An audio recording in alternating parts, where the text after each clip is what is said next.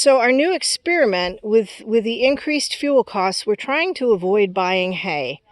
It has such a large carbon footprint anyway, and we're trying to develop a permaculture system where we don't need any outside inputs. So we have all this lovely grass, but if you look closely, it's actually not just grass. We have all kinds of violets and poison ivy and multiflora rose, and there's a lot of little baby autumn olive coming up in here, some different kinds of wild berries. And so the plan is we're going to do some experimenting with harvesting live cuttings, cutting it with something like a sickle or a string trimmer so that it's harvested in a long fiber like hay, but then feeding it green. So basically cut an area that's equal to 1 day's feeding, rake it up and toss it into the racks and just see how labor intensive that is.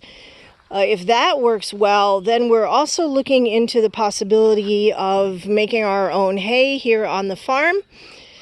But we're looking at designing a system that's a hybrid of some very, very old hay techniques with the hay stacks out in the field that are shaped to shed the rain, but using some modern equipment perhaps for the harvesting.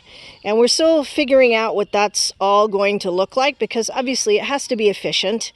It can't eat up all of our day or exhaust us to the point that we can't function. But at the same time, trading some labor for our independence and for the reduced carbon footprint, especially with the increased prices right now, that's a reasonable trade-off, and it's getting more reasonable the higher the fuel prices go. So that's what's going on for us right now with our new green forage harvesting, and we're hoping to start that this week, God willing.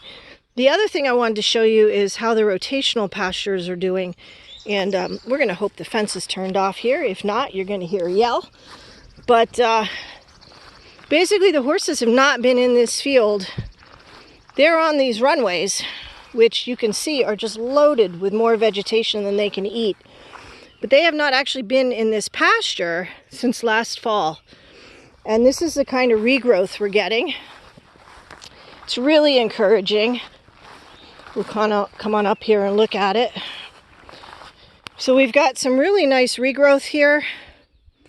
The only comment I would make is that as lush as it looks, if you get up close, we still have a lot of exposed ground. We don't have a lot of organic matter built up yet. We don't have thatch built up yet. So it actually still has a way to go. And what we're looking for is at the base of the grasses, you want to start developing dead leaves, which will build up as thatch and hold moisture in the soil and break down to increase the organic matter. And you can see we're just starting to get some thatch under there, but we still have a lot of exposed soil to deal with. And this is our best field.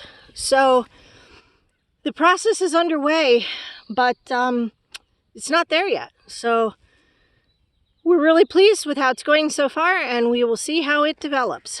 And on that note, I'm going to sign off and get to work in the gardens. Thanks for joining today.